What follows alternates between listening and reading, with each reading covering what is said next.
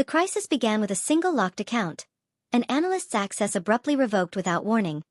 But what looked like a routine audit unraveled into a corporate nightmare engineered by a CFO living behind forged authorizations and secret logins. As systems collapsed and buried fraud surfaced, the analyst became the unexpected key to decoding a conspiracy designed to wipe the company from existence. Each revelation exposed a deeper betrayal. Stolen funds, corrupted files, missing evidence, and a multi-phase digital attack that threatened to erase the corporation's entire identity. With the clock ticking and Phase 3 approaching, one truth became undeniable. This was no accident. It was planned revenge. Corporate tensions surged early this morning at Vortarian Industries when a highly skilled yet consistently overlooked data analyst arrived at headquarters only to discover that all system access had been abruptly disabled.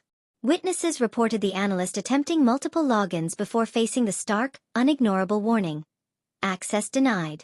Company officials quickly labeled the incident as part of a routine internal audit, but internal sources immediately challenged that statement. Several members of the IT division noted that legitimate audits are always pre-announced and never involve sudden, total access removal. "Something here doesn't add up," one insider commented. Footage from office surveillance shows an unexpected increase in security personnel stationed near the analyst's department, raising concerns that the event was planned rather than procedural. Employees in nearby departments reported an atmosphere thick with tension, whispering that someone high-ranking might be orchestrating a silent power move. The situation intensified when the company's CFO, Daniel Harbridge, emerged with an unusually tight smile, asserting that everything is under control and insisting that the access block was temporary. His statement, however, did little to calm the building rumors, especially considering his recent conflicts with the analyst over discrepancies in quarterly reports. Multiple staff members expressed fear that the audit explanation was a smokescreen for a deeper issue, possibly linked to internal conflicts within the executive suite. "The timing is too perfect," said one senior accountant. "People think someone is being pushed out." By midday, the analyst was escorted out of the restricted IT zone but not the building, suggesting the situation remains unresolved. As whispers continue to circulate and tension rises, employees are left questioning whether this was truly an audit or the opening move in a much larger corporate confrontation. 12 hours after the mysterious access revocation that rattled Vortarian Industries, the situation escalated sharply when the company's CFO, Daniel Harbridge, issued an unexpected termination order against the same analyst whose system privileges were abruptly removed earlier that morning. The announcement came without prior warning, blindsiding staff who had only just begun piecing together the events of Chapter 1. Employees close to the executive wing described the CFO's tone as unusually aggressive, bordering on frantic. Several reported hearing raised voices behind closed doors, suggesting a disagreement among top executives over whether the decision was justified or even legal. One witness claimed Harbridge slammed documents onto a desk, shouting that he would not be undermined again. Rumors quickly spread that the analyst's recent audit findings, particularly inconsistencies noted in quarterly financials, may have put them on a collision course with the CFO. Sources say the analyst had quietly flagged several irregularities last week, a move that may have pushed Harbridge into defensive overdrive. The sudden termination now appears less like a routine personnel action and more like retaliation. Security footage confirmed that the analyst was escorted to a temporary holding office rather than immediately removed from the premises. This unusual detail has fueled speculation that the executive team is divided. Some demanding a swift exit, others urging caution until the situation is fully understood. "If there's more here than we know," said one senior manager, "firing them could be a catastrophic mistake." At the same time, IT staff were seen scrambling to trace internal activity logs, searching for what one technician called anomalies in the access shutdown sequence. Their efforts suggest that the lockout that started this chain of events may not have originated from IT at all, but instead from someone with executive-level override authority. Meanwhile, whispers moving through the finance department claim that Harbridge has been under mounting pressure from the board due to recent inconsistencies in budget reports. Some staff privately wonder whether the analyst discovered something compromising, and whether the CFO's swift termination order is an attempt to bury evidence before it surfaces. A tense standoff reportedly occurred mid-afternoon when two board members arrived on-site unexpectedly, demanding to review the approval chain for the termination. Their visit was unannounced, catching Harbridge visibly off guard. Witnesses described him as pale, defensive, and unusually short-tempered, an image in stark contrast to the confident executive persona he typically projects. Employees now fear internal conflict may be escalating toward a full-blown corporate crisis. Several have noted that the company's legal department has begun gathering documents late into the evening, a sign that the situation is shifting from administrative inconvenience to potential liability. By early evening, the analyst, still sitting quietly in the temporary office, remained employed but locked out of all systems, unable to see or respond to the accusations being built around them.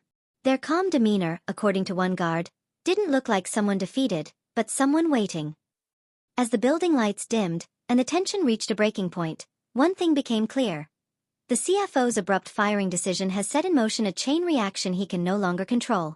What began as a suspicious access revocation now appears to be the opening move in a high-stakes internal war, one that could expose secrets far larger than a single termination. The crisis at Vortarian Industries intensified overnight as new information emerged surrounding the mysterious firing attempt of the company's senior analyst. Sources within the IT security division revealed that the analyst, moments before being escorted out of their department yesterday, uncovered irregular server activity that is now believed to be directly linked to CFO Daniel Harbridge's financial discrepancies. According to an unnamed IT specialist, the analyst accessed a portion of the internal network that had been quietly sealed off from standard audit paths. Inside, they allegedly discovered encrypted folders containing altered quarterly reports, deleted ledger entries, and hidden transactions routed through shell subsidiaries. It wasn't just unusual, the source said. It looked intentional. What makes the discovery more explosive is that the activity logs from this restricted area show timestamps aligning precisely with the period when Harbridge personally initiated the analyst's sudden access revocation. This timeline has raised urgent questions. Was the termination an act of retaliation, or a desperate attempt to block the uncovering of deeper corporate misconduct? Security staff confirmed late last night that the analyst's personal drive was scanned upon escort to the holding room. While executives hoped to find incriminating material, the search yielded nothing suspicious. However, several employees now suggest the analyst may have already secured evidence elsewhere, possibly within remote backups or offline devices. One investigator assigned to the case disclosed that the company's server room, normally locked down and restricted to only 3 authorized personnel, recorded door access anomalies shortly before the analyst's lockout. Surprisingly, the access logs were edited, with entire entries missing or overwritten. Someone tried to erase a trail, the investigator stated, but whoever did it wasn't as careful as they believed. The CFO, now under intensifying scrutiny, attempted to downplay the situation during a brief internal statement this morning. He insisted that irresponsible speculation was undermining productivity and reiterated that the termination was justified. Yet his demeanor was described as strained, with visible frustration as more employees began to openly question his narrative.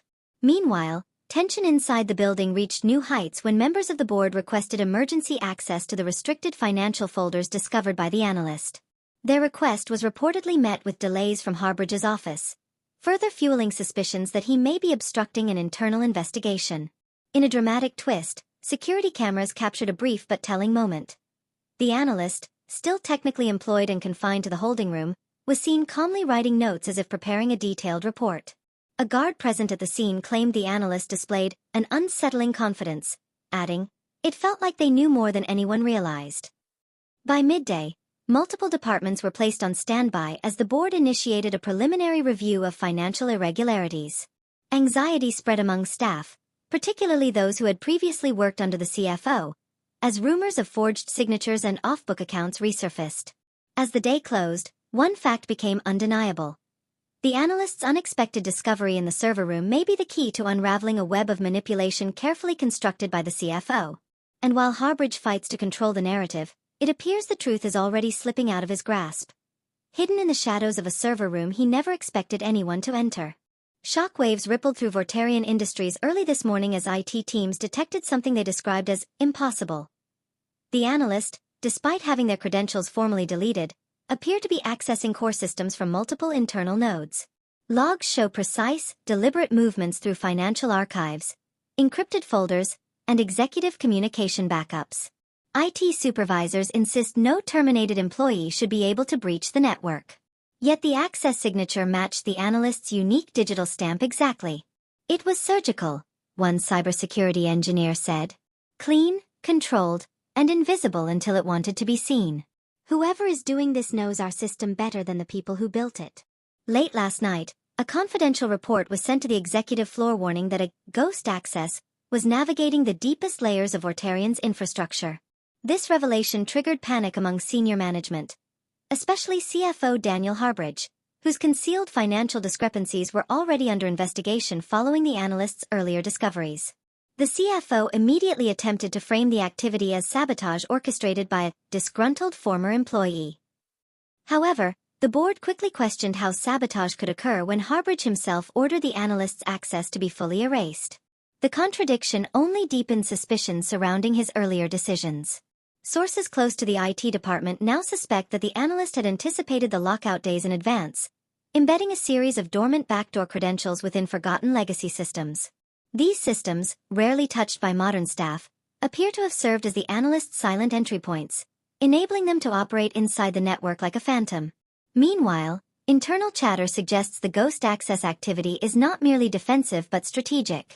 Several high-level documents, previously believed to be under CFO control, were quietly extracted from encrypted vaults. Among them were rumored communications between Harbridge and offshore entities, though officials declined to confirm the details. The analyst's continued presence inside the network has created what employees are now calling the invisible standoff. Executives anxiously await the next digital move, while IT specialists work overtime attempting to shut down access points that seem to reopen just as quickly as they are patched. Witnesses reported a tense moment outside the CFO's office earlier today after he received an anonymous email containing a single attachment: a screenshot of one of the altered financial ledgers he had attempted to hide.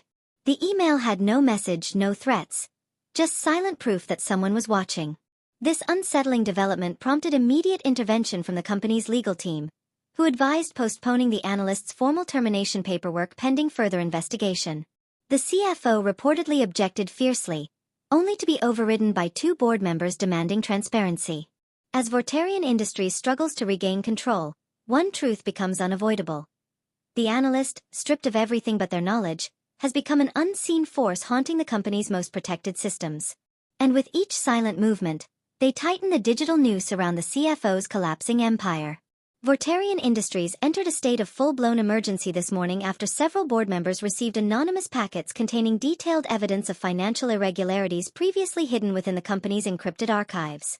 These packets, delivered both digitally and physically, appear to originate from the same mysterious ghost access identified yesterday. Activity linked unmistakably to the recently suspended analyst. Early reports confirm that the leaked files included offshore account ledgers, forged approval signatures, and time-stamped edits to quarterly reports, all pointing directly to CFO Daniel Harbridge. One board member, speaking off the record, described the evidence as staggering, deliberate, and undeniably engineered to expose corruption at the highest level. In response to the unexpected leaks, the board convened an emergency meeting at 6 a.m. Witnesses within the executive floor noted heightened security presence, silent corridors, and tension so thick it seemed to choke the air itself. Harbridge was summoned immediately, arriving visibly shaken, with one staffer noting that he appeared less in control than ever before. Sources inside the boardroom claim the CFO attempted to argue that the evidence was fabricated by a rogue former employee seeking revenge. However, forensic experts quickly counter his claims, confirming that the documents bore original system timestamps and internal audit signatures, elements nearly impossible to forge, even with advanced access. Meanwhile, employees across multiple departments reported receiving fragments of anonymous messages hinting that the truth would surface in stages. Some interpreted these cryptic communications as warnings, while others saw them as a calculated psychological tactic designed to pressure the executive suite into confessing the full scope of wrongdoing. In a move that shocked many, the board ordered temporary restrictions on the CFO's system privileges pending a deeper investigation, mirroring the lockout previously inflicted on the analyst. Staff members observing from the hallway described Harbridge's reaction as explosive, with raised voices and heated accusations echoing through the floor. The company's internal legal team has now launched a parallel review, digging into years of financial data that may reveal an extended pattern of manipulation. Forensic accountants were flown in from two external firms, signaling that the situation has escalated beyond an internal dispute into a potentially criminal investigation. At the same time, cybersecurity teams reported an increase in intelligent movements within the network, suggesting the ghost access user is strategically releasing evidence piece by piece. Some IT analysts believe the leaks are timed to coincide with board discussions, tightening the pressure on Harbridge with uncanny precision. Employees have begun to refer to the unfolding events as the silent siege, with each new revelation pushing the company deeper into crisis. Fear has spread among managers who once aligned closely with the CFO, many now distancing themselves and quietly reviewing their own digital footprints. As the day closes, one undeniable truth has taken hold. The board is no longer passively observing. They are investigating, questioning, and preparing to act. And with every leak that surfaces, the CFO edges closer to a reckoning he can no longer outrun, one orchestrated by the very analyst he tried to silence. Panic surged through Vortarian Industries today as CFO Daniel Harbridge launched an aggressive countermove in response to the mounting evidence revealed by the mysterious ghost access leaks. In a stunning reversal, Harbridge initiated a private internal investigation without board approval, deploying a hand-picked team of loyalists to trace the source of the anonymous disclosures. Witnesses reported a flurry of activity near the CFO's suite early this morning as unfamiliar contractors, believed to be cybersecurity mercenaries, were ushered into the building under heavy confidentiality agreements. Their sudden presence raised immediate suspicion among employees already on edge from the unfolding financial scandal. Insiders claim that Harbridge instructed this covert team to bypass standard protocols and access restricted monitoring tools, hoping to locate the analyst's hidden digital pathways. This unauthorized maneuver reportedly clashed head-on with the official IT security team, resulting in a tense confrontation bordering on a shutdown of the entire network.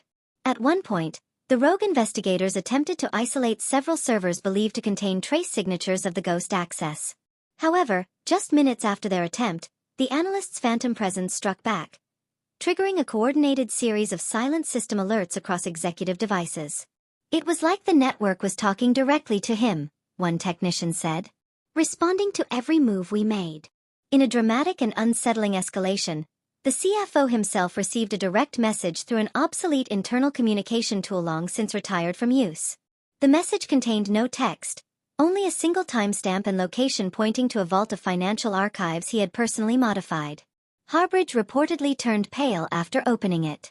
As this digital duel intensified, the board demanded an explanation for the unauthorized investigation, but Harbridge evaded their inquiries, claiming he was acting in the company's best interest. His defiance, however, only deepened the board's concern that he was attempting to destroy or alter incriminating records before they could be independently reviewed. Midday brought yet another twist. Multiple executives reported their devices suddenly locking as the system displayed a brief but chilling notification: unauthorized tampering detected. Although the message vanished within seconds, cybersecurity analysts confirmed it had been deliberately targeted toward employees closest to the CFO's financial operations. Struggling to maintain control, Harbridge ordered the rogue team to shut it all down, but the attempt failed catastrophically. Legacy systems began reactivating, encrypted logs resurfaced, and deleted audit trails reassembled themselves in real time. One engineer described the phenomenon as digital resurrection, implying the analyst had anticipated destruction efforts and rigged the systems to counterattack. By late afternoon, the CFO's alliance began cracking under pressure. Several of the loyalists he recruited abruptly withdrew from the operation, citing legal and ethical concerns. One was overheard saying, "We're not sabotaging a hacker, we're fighting someone who knows the truth." As the day closed, Harbridge appeared visibly shaken, pacing the executive hallway as the network continued to unravel his attempted cover-ups. The company now teeters on the edge of internal collapse, with employees whispering that the CFO's desperate strikes have only strengthened the analyst's invisible retaliation.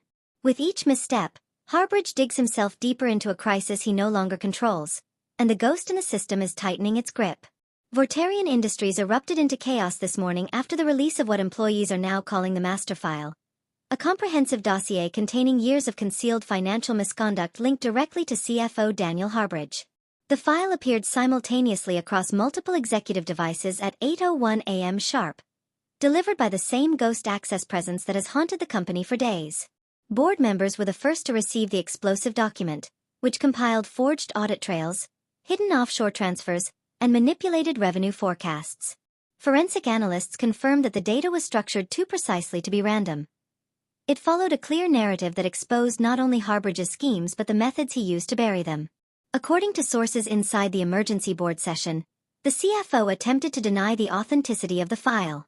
But his protests faltered when metadata revealed his encrypted credentials had authorized the creation of several fraudulent ledgers.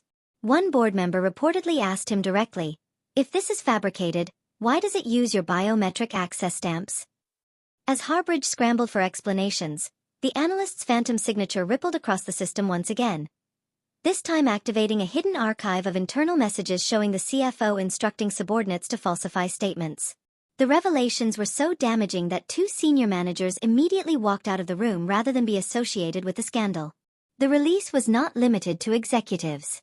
Within minutes, senior staff across multiple departments received read-only copies of select documents, sparking a wave of shock, disbelief, and anger. Employees who once feared the CFO now openly discussed his downfall, describing the revelations as the collapse of a dictatorship built on spreadsheets. Amid the uproar, cybersecurity teams discovered that the master file had been programmed to unlock additional sections only after meeting specific triggers, suggesting the analyst had planned this digital ambush far in advance. One IT investigator remarked, "This isn't revenge. This is precision. This is justice disguised as code." A particularly damning segment of the dossier detailed a long-standing pattern of coercing employees into altering reports. Several staff members, previously too afraid to speak, finally came forward to confirm the CFO had threatened careers to maintain his fabricated financial success. Their testimonies added human weight to the digital evidence, cornering Harbridge further. At 10:17 a.m., the building was thrown into stunned silence when Harbridge attempted a last-ditch move. He tried to wipe the entire financial archive clean using an emergency purge protocol reserved only for catastrophic data breaches. But the moment he activated the command, a message appeared across the main display. "You can't delete what the truth already knows." The purge failed. As security escorted the increasingly unstable CFO out of the boardroom, staff members reported seeing him muttering that he had been set up by a ghost. Meanwhile, the board formally suspended him pending full legal proceedings, marking the beginning of what insiders predict will be a high-profile criminal case. In a stunning turn of events this morning, Vortarian Industries confirmed that the Analyst, whose ghost-like digital counterstrike dismantled CFO Daniel Harbridge's empire, has officially regained system access after the board reinstated their credentials at dawn.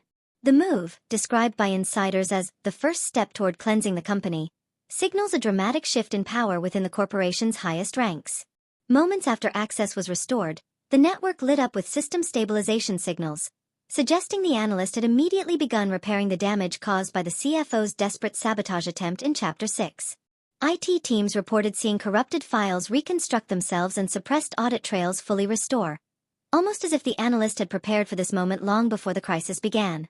Board members held an emergency press briefing inside the executive atrium, unprecedented for an internal scandal, where they revealed that the master file released yesterday in Chapter 7 had triggered multiple legal inquiries, including federal involvement. While Harbridge remains suspended, sources confirm he is now the subject of at least 3 separate investigations.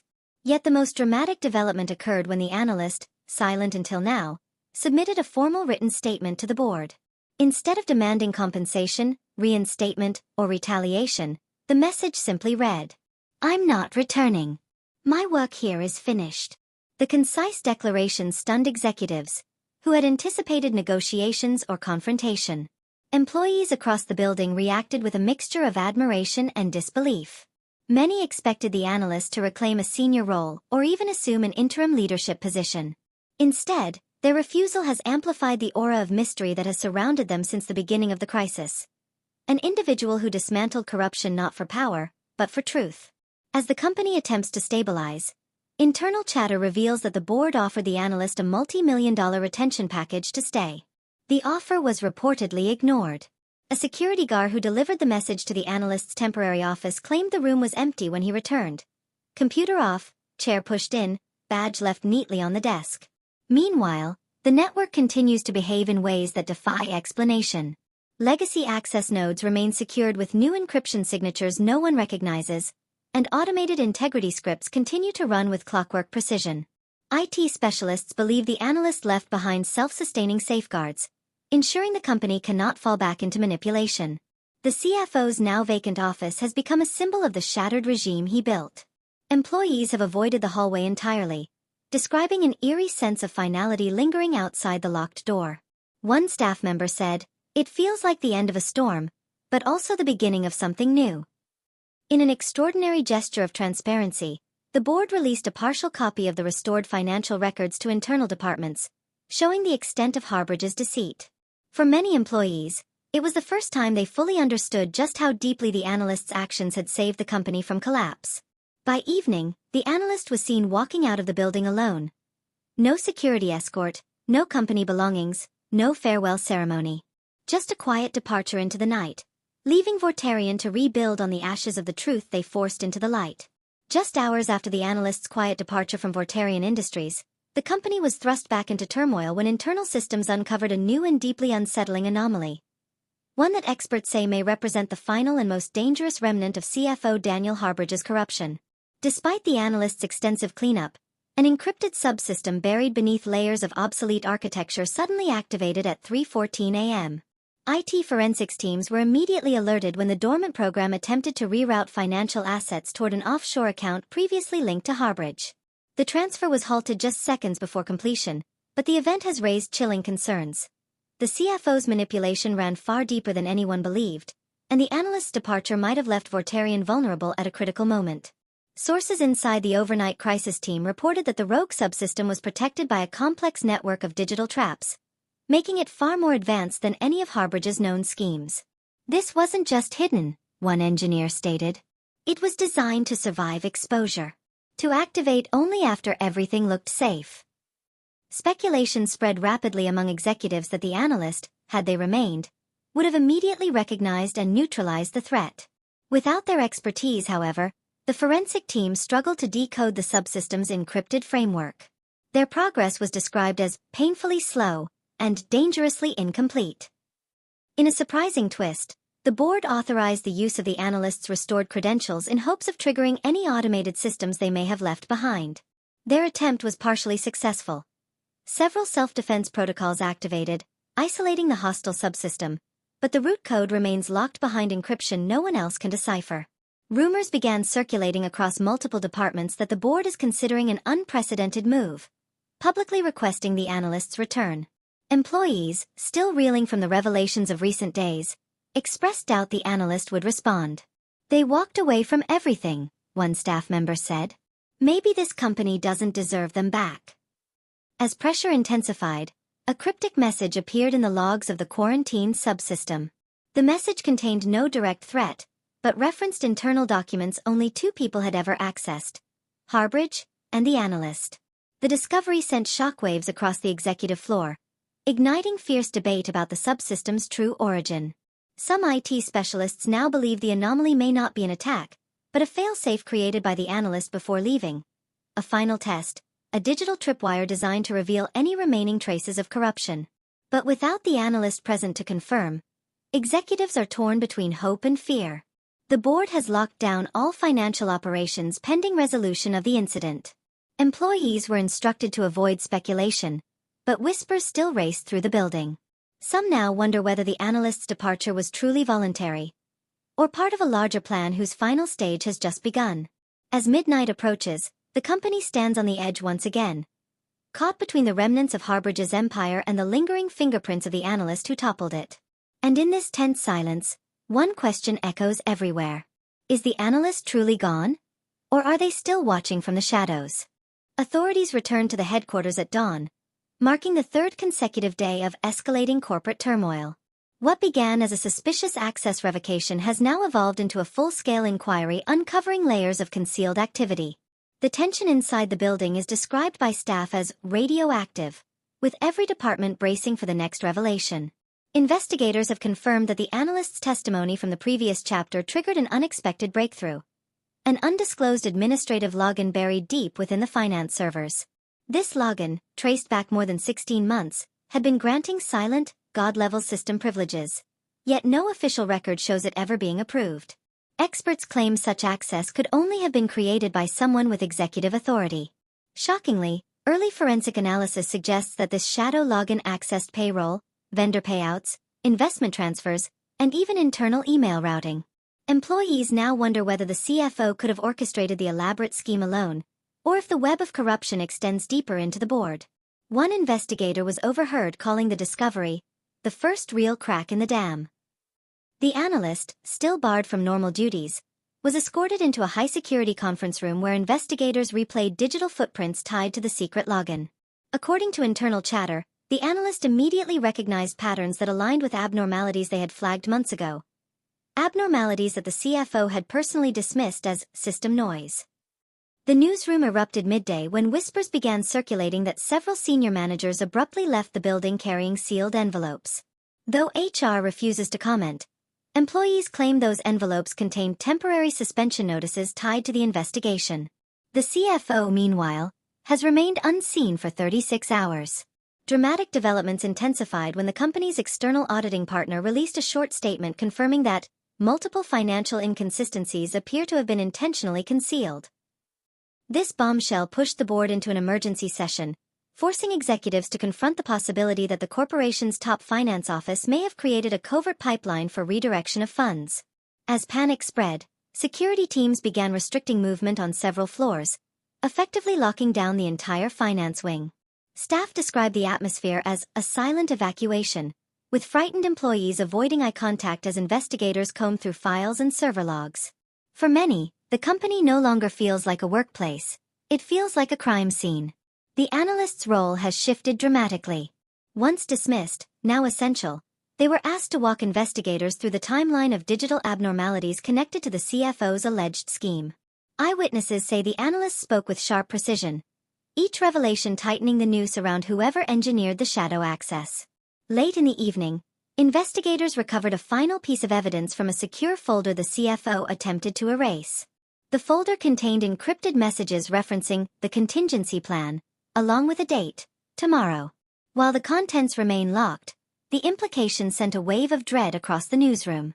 The corporate crisis intensified overnight as the mysterious contingency plan, referenced in the CFO's encrypted files, appeared to initiate at exactly 4 a.m. Employees arriving early found multiple systems experiencing synchronized shutdowns, including payroll verification, vendor auditing portals, and the executive message archive.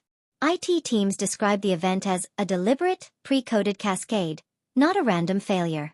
Investigators immediately linked the shutdown to the shadow administrative login discovered in the previous chapter. Forensic analysts believe the CFO programmed the sequence months earlier as a failsafe triggered if anyone accessed the hidden folder. This revelation marks a disturbing escalation. The CFO anticipated exposure and prepared a digital counterstrike powerful enough to cripple the company's financial infrastructure. By mid-morning, the board issued a public statement acknowledging severe operational disruptions under active investigation, though insiders claim this barely scratches the surface. A leaked internal report reveals that several $1 million in transactions were rerouted into offshore placeholders during the early morning cascade. The CFO's disappearance now appears less like an escape and more like a calculated migration toward a pre-built financial bunker. The analyst, thrust unwillingly into the center of the disaster, was urgently recalled to assist with decoding the cascading scripts. Witnesses inside the war room say the analyst's face went pale after identifying signature patterns identical to the ones they flagged months ago. Patterns the CFO had dismissed while quietly using them to architect this digital escape route. In a dramatic twist, investigators discovered that the contingency plan wasn't solely digital. Physical documents stored in a restricted filing room were also missing, removed sometime between the CFO's last appearance and the early system failures. Security footage from that wing is inexplicably corrupted, further deepening suspicions of an internal accomplice assisting the CFO's exit. Senior executives held a tense closed-door meeting as fears grew that the company might be facing imminent regulatory intervention. Several high-ranking managers reportedly argued over whether to go public with the full scope of the crisis or attempt to control the narrative internally. The conflict grew so heated that building security was temporarily stationed outside the boardroom. Meanwhile, employees across multiple departments expressed growing anxiety. Many are worried about whether payroll will process, whether their emails are being monitored, and whether they might become collateral damage in a scandal they never imagined being part of. Anonymous messages circulating internally claim that the worst has not yet hit, a chilling sentiment considering the chaos already unfolding. As the day progressed, investigators finally succeeded in decrypting a segment of the CFO's hidden messages. Inside, they found references to an upcoming Phase 2, along with coordinates and a timestamp scheduled for later tonight. Though officials refused to elaborate, sources close to the inquiry say the term Phase 2 caused immediate panic inside the operations war room. The analyst, already exhausted, was asked to join an emergency task force racing to understand the CFO's long-game strategy before the next domino falls. For the first time, the analyst realized the CFO wasn't just covering up fraud. Their plan appeared to involve dismantling the company piece by piece as a final act of retaliation. The corporate investigation reached a terrifying new peak as Phase 2 of the CFO's contingency plan activated late last night. At exactly 11:45 p.m., emergency alarms sounded across the headquarters when multiple financial archives began mass exporting data to unknown external servers.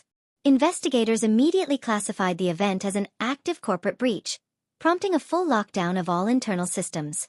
Early forensic analysis suggests the CFO embedded Phase 2 into a dormant subroutine buried inside the company's risk compliance software. When the timestamp hit, the subroutine awakened and triggered a series of unauthorized data extractions.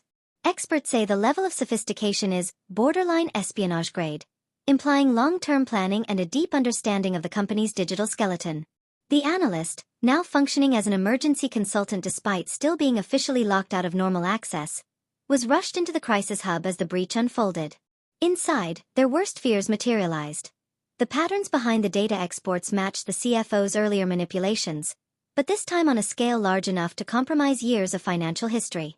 Tension mounted as investigators realized the exported data included whistleblower reports, litigation files, private audits, and internal communications involving high-level executives.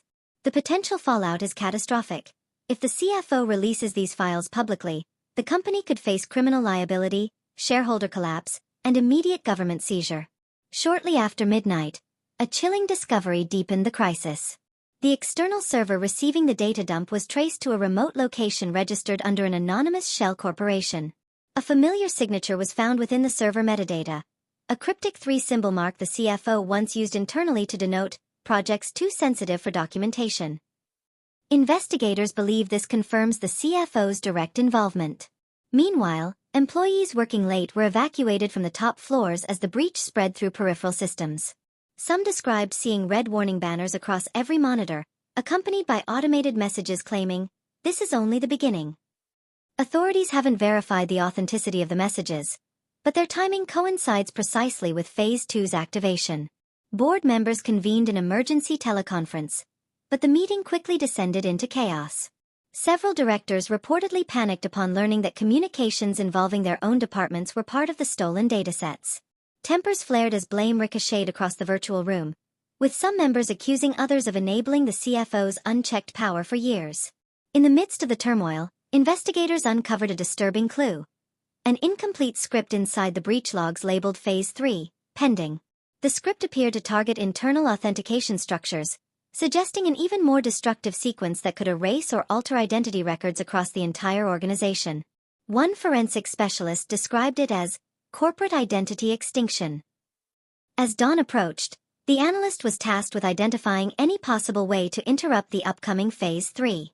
Exhausted but determined, they traced an old access trail, one created long before the CFO's plan, leading to a forgotten backup archive outside the CFO's control.